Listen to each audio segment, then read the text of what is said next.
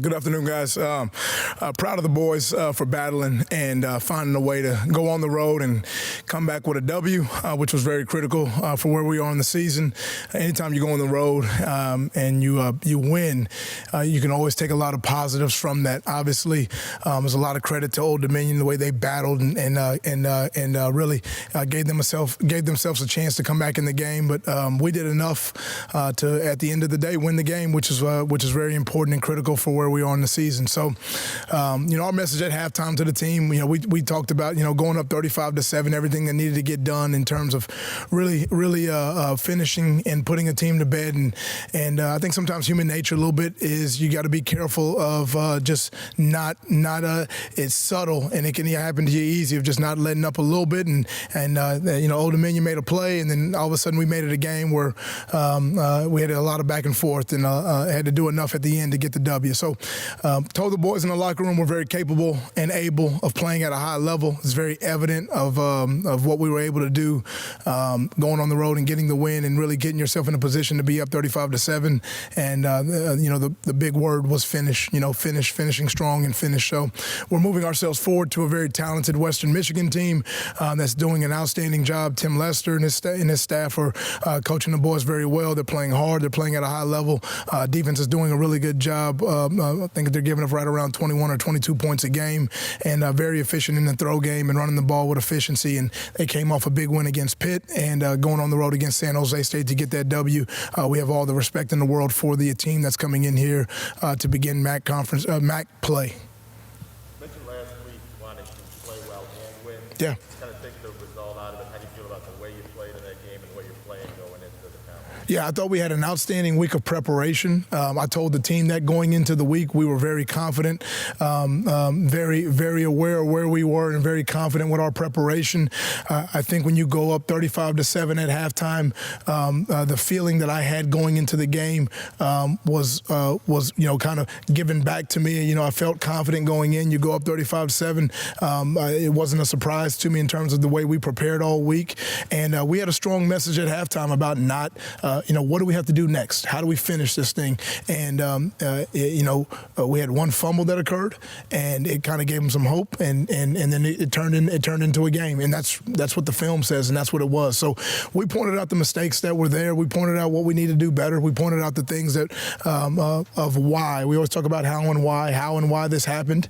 And what we have to do now is just get ourselves ready, prepared for a talented Western team. The breakdowns in the second half. But what did the film show you once you step back, and where did those repairs need to be made? How's and why? Yeah, I think we always talk ball security every single day. I think ball security, we've done an outstanding job of doing that all season, protecting the ball, taking care of the ball. We had a fumble that occurred, and they got points off of that.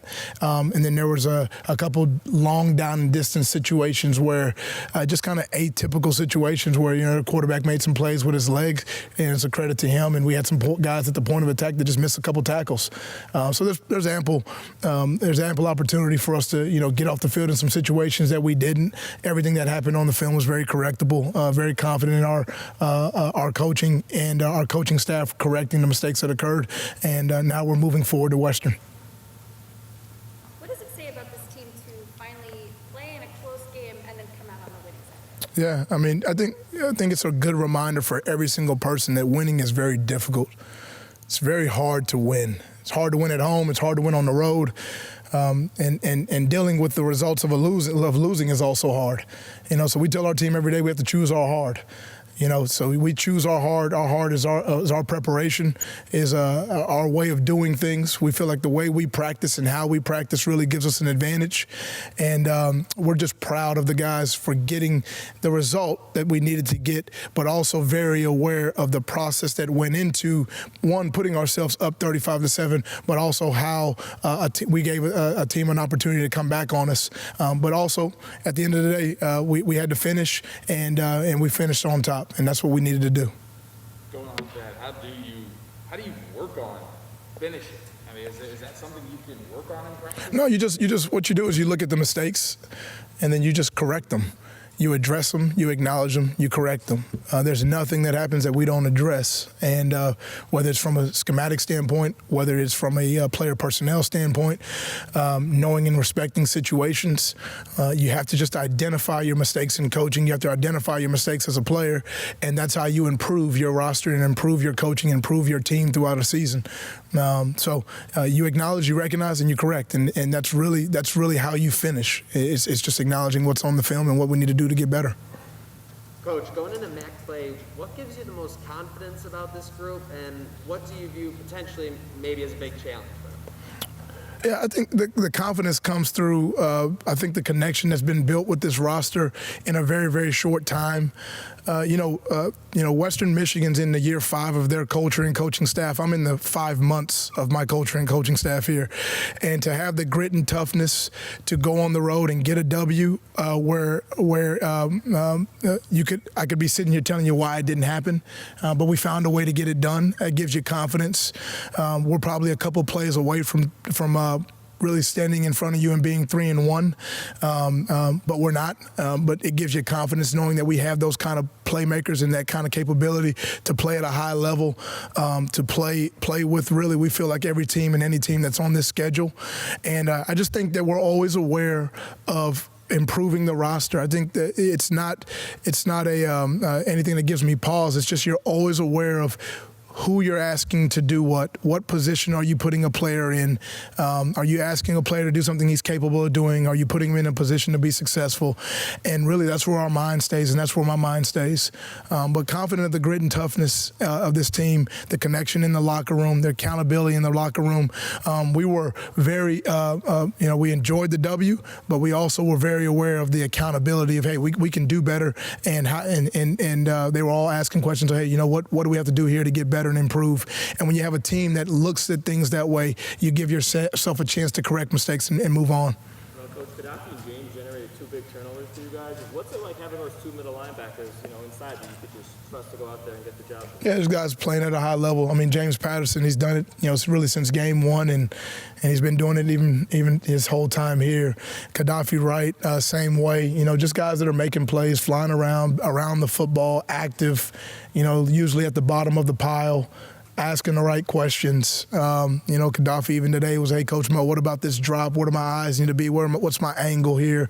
They're just always inquisitive. Their football knowledge is always, they're thirsty for more knowledge, and they want to know how to get better. So I think it's reflective in how they play the game. They're around the ball, they make plays, and I'm really proud of how those guys are continuing to improve throughout the season. And defensively, where would you say you guys are at this point in the season? Yeah, I think we're good enough to get off the field and make plays and play at a high level.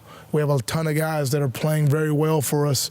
We got to capitalize on some opportunities, long down and distance situations where we got to get off the field, and things that we addressed this week in practice. So I feel like we're in a very healthy place because there's a lot of accountability, there's a lot of trust, and our players are asking the right questions, and everybody is saying, I'm gonna, how can I change my best? How can I do better?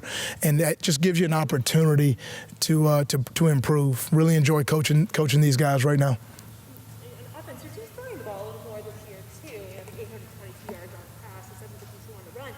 Is this part of molding the team's offensive identity, or is this a byproduct of how games and the season is unfolding? Yeah, I mean, it's just you have an approach to go into games. Like you go back to Coastal Carolina, I think we were right at almost 50 rushing attempts, nearly close up to 275, 300 yards rushing, and kind of had a little bit more balanced approach and a balanced attack. Keon Williams, I think he's leading the MAC in receptions and yards right now. We saw some holes that we wanted to take advantage of that were there, and he had a big day for us, and so that was just a piece of the game plan. And you're always identifying, what are the strengths and what are the areas that you want to take advantage of in any opponent that you're playing, and then we'll let the game plan kind of organically play out, and then adjust what we have to adjust in game if there's any adjustments that need to be made. So like the balance that we're approaching games with right now, we're still having emphasis on what we have to do in terms of running the football. We're never going to lose that, but also having that balance is healthy for us. Kevin Mark's production hasn't been what it was in past years, and especially some of the other running backs. What's led to that, and what do you need to do to get him going better? Well, it's not about just any one single player. I think our running back production is really high. I think you got guys stepping up that their production was very low last year. Dylan McDuffie's stepping up. Ron Cook is stepping up. So I think if you just look at it through a lens of just one player, that's a fair question. But when you look at the totality of the running back unit and running back room, there's a lot of production coming out of the room, and because we still have an emphasis on running the ball. No, there's nothing holding him back. You know, Kevin's fine. Kevin's running them hard, and he's making plays, and we're rotating guys in and making. We have a talented backfield. I mean, we've said this kind of really since August. You know, I knew we had some talent in that room and guys who wanted to get the ball in their hand, and I really got proud of the guys that are stepping forward and stepping up and making plays. And Kevin's a big piece of what we do. We have a lot of trust in him, and he's going to continue to be a big piece of our offense moving forward. Well, you had some important plays made by guys on the defensive line Saturday that weren't necessarily quote-unquote starters. How important is it for a defense to have some depth and to be able to go 2 or 3 deep sometimes on the D-line? Yeah, you look at a guy like Kyler Lang that stepped up, I think 3 tackles for loss, made a lot of plays for us. Guys like Deshaun Folsom, Josh Rogers, C.J. Brazil came back with a big-time block and returned the ball back for a touchdown. It's just you're developing all the guys in the room. I think you make a mistake in coaching if you're kind of anything less than professional. If you put all your energy into 1 or 2 guys, you know, we look at every single person in that roster and how can we improve the totality of all the guys in that room. We challenge guys to step up, step in, make plays. We knew Kyler Lang, with Taylor Riggins being out last week, was going to play a big role. Challenged him. He looked me square in the face and said, "Coach, I'm ready to go." He responds the right way with multiple tackles for loss and makes a ton of plays for us. C.J. Brazil makes big-time plays in terms of the block punt, returning it, touchdown. You see Logic Hudgens make the block all the way down and kind of guide him in the way all the way for a touchdown. So you're seeing a ton of guys that are stepping in and stepping up and just being prepared and being ready when their name is called. I think that's a sign of a culture. I think that's a sign of a well-coached and prepared team, and that's a sign of players that have accountability in their job responsibilities to be able to step up and step in and make plays without any kind of real drop-off. Taylor Riggins, will he be back this week? Yes, he will. What's the nature of his injury? He's fine. No, really just monitoring his health of everything. He's fine. What's Giovanni Ruiz? He quit from our line. We're still evaluating. He's going to be out a little bit longer. Was the decision with Taylor to rest him and make sure he's ready for this week?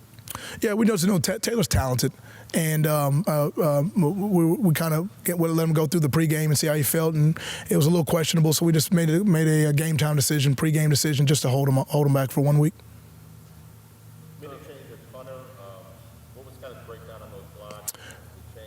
Sure. You know, we talked about the operation, and we knew going into the game that they were a big punt rush team. We made a big emphasis on it, and, we spent quality time in practice doing it. Our operation needed to speed up a little bit more, and I think when we made the change and you saw the operation speed up, there was no errors in the kicking game, and something that was correctable. In that punt unit, you want to be on that 2-0 or 1-9 mark, and we were a little bit longer than that, and that's what led to some of the block punts. And when we made the change and the operation sped up, we were fine. Coach, Western Michigan quarterbacks are big-time playmakers, especially considering you guys wanted to stop the big plays after Nebraska. I guess my question is, what do you see out of him, and how do you look to kind of stop the big explosive plays? Yeah, he's talented. Western Michigan has a very talented and efficient quarterback. 7 touchdowns, 0 interceptions, throwing, I think, for 225 a game right now, throwing above a 60% completion percentage. They do a great job in the RPO of really giving him clean reads and clean, easy, I'd say clarity in their reads and where the ball's going to go. So we're dissecting the film and really know we have a big challenge ahead of ourselves stopping them. Your offensive line, looks very different from the starters, even with the combination now. How are those players adjusting to taking on different roles? Yeah, we knew going into the season that there were going to have to be a combination of, you have Jake Fuzak and you have Klink, guys that are veteran, guys that have played a ton of football, and then we knew we were going to have some new faces in there. You look at our offensive line right now, I think through 4 games, we're one of the only teams in the nation, maybe us, and I think SMU maybe that hasn't given up a sack this year. I think that's a credit to a lot of guys that are stepping up, young players that are stepping their game up and playing at a high level to go out there against a ranked team and be able to rush for nearly 300 yards. That's a credit to, coach coaching and guys stepping up and playing at a high level. So we came off the Nebraska week. We dropped back 50 times, a little bit more than what we wanted to, but 0 sacks in that game. So we're able to put players in positions to give them the knowledge that they need, and guys are playing at a really high level for us. So we're really proud of the way the offensive line is gelling and playing together. And it's kind of like anything else. When you look at the O-line, you don't look at necessarily a backup position. You look at the next best player to be able to plug in a guard or a tackle or a center wherever you need them. And guys being able to play multiple positions gives us some flexibility, and it gives us some versatility in what we can do in terms of plugging and playing guys. So we've been able to do that thus far this season, and we got to continue to build on that throughout this season. Does anything change in approach or messaging now that you're going into that conference play? You know, you make the team aware that, you know, obviously when you get into playing MAC opponents, that now it's going to be reflective of your overall conference record and potentially, you know, leading up to, you know, what the championship game could look like. But in terms of your approach, you know, it's a team, it's a program that you're playing, and, you know, you go through your approach in terms of how you get your team prepared. You know, there's no new emphasis that we're making now that we didn't make, you know, back in August or training camp, other than the awareness that now we're in MAC play, and you know that we want to you know put ourselves in a position to ultimately get ourselves to Detroit.